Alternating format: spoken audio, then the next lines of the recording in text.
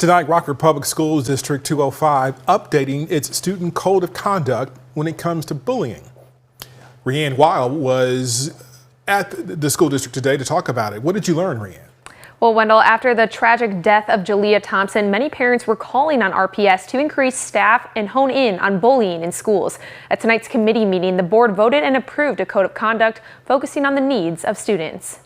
At the end of the day, we want everybody to understand how their behavior affects others. Rockford Public Schools District 205 are called on by many to increase stricter disciplinary action when it comes to bullying. This following the death of 11-year-old Jalea Thompson, whose family says took her own life due to being bullied at school. Stop the bullying. Currently, when students are bullied, they can submit interventions through a site called Panorama. Director of Student Support with the district, David Graffey, thinks this strategy is beneficial. Anybody who interacts with that student at the school, whether that be a classroom teacher, a support staff personnel, can look at what interventions that student has. That helps us get multiple sets of eyes on a student and be able to meet them where their needs are. The district staff wants improvements and updates made for the upcoming school year. One new part of the conduct is victim impact statements. I know these types of statements are also common in court cases and those kind of things to have a victim impact, and so we thought that this would be a useful tool to help facilitate those conversations. The president of the NCAACP Rockford branch releasing a statement tonight saying this is not a tragedy, it is a failure. This is more than a wake-up call, it is a demand for action.